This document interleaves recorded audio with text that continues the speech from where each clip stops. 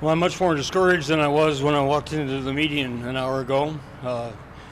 We had additional information that was requested last meeting about the use of appropriation bonds rather than GO bonds for the additional bonding projects that I had put forward.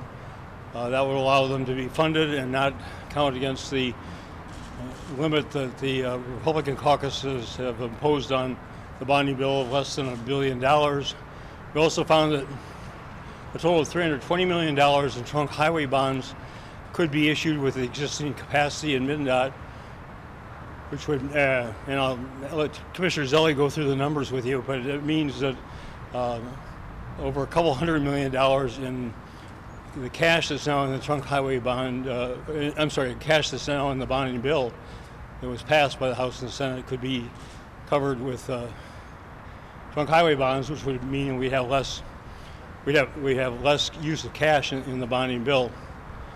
We went through all those numbers in considerable detail, and people asked clarifying questions. And then just a few minutes ago, Speaker Dowd handed out two bills, one on preemption, one on school tax credits for private schools. Said that those were things that his caucus wanted to put on the table.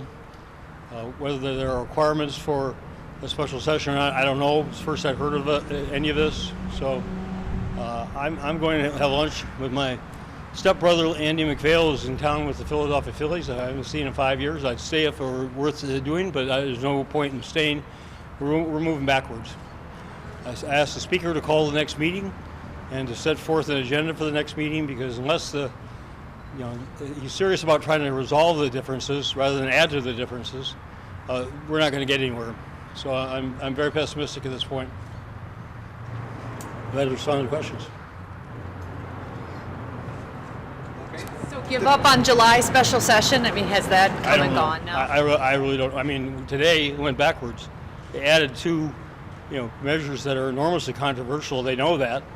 Preemption is what the large business community wants, maybe the entire business community wants. But I've said before, if that were combined with something like family leave, it might be negotiable in a regular legislative session where there's time to have that good discussion. To think we're going to be able to resolve that in negotiations outside of a session and then come back and pass that, to me, is really, they know better. They know better than that. Same thing with the school tax credit for private education. Been debating that in here ever since I've been here. 39 years that's been debated. And it's controversial, and they have a perfect right to be in favor of it, but it's a condition trying to pass the tax bill and pass the bonding bill and get those resolved in a special session. These are just really make it extremely difficult to do so, and they must know that coming in. So, I begin to think that the Republican caucuses don't want a special session. They'd rather just play politics with this. They'd rather just keep adding things to it. We give them information. They don't respond with a definitive response proposal. What will they accept? What will they not accept is in my proposal. And now they added their own conditions to it. So I think we made a significant step backward today. How long did you let these talks go on? You were hesitant to enter into them in the first place. Even during session, you said there's no need for a special session. I mean, we don't have an absolute deadline. But at some point you say, well, this isn't going anywhere. I mean, that's what I feel right now. But that's why I asked the Speaker to call the next meeting, schedule the next meeting, set the agenda for the next meeting, have him come back and say, this is what my caucus is willing to do in terms of the items that have already been discussed, and then we'll have to talk about these other two items and give our caucus members a chance to consider those and respond. But we've added more items to the agenda for what has to be resolved before we get to call a special session. And these are two very controversial items, and they know that. So it's like, what's their motive? And why, after we've been having discussions now for 3 weeks at the leadership level, is this the first time these items have been presented to us formally? Do you have a target for the next meeting, or? I asked the Speaker to call the next meeting. If this does not happen by 4th of July, does it not happen? I don't have a deadline. I'm not setting a deadline. But at some point we'll have to see whether we're making any progress. If we're getting farther and farther apart, which is what the result is today, we don't need to get still farther apart. Is there any negotiation on the bonding issues? you're seeking? Well, we had provided information today that the additional proposals that I made could be financed through appropriation bonds, which is not counted against the geo-bonding limit, which is what the House Republican caucus has said is their absolute ceiling of under $1 billion. So it would accomplish their objective and allow these projects to go forward. Now, if they think that there's a project in that group that shouldn't be funded because it lacks sufficient merit, no one's told me that. It's all been about the number, keeping the geo-bonding under $1 billion. So we've accomplished that and offered this alternative, which would satisfy their priority, fund some really important projects for higher education, and I'll wait for a response. But we're not getting anywhere with additional controversial items being added to the agenda.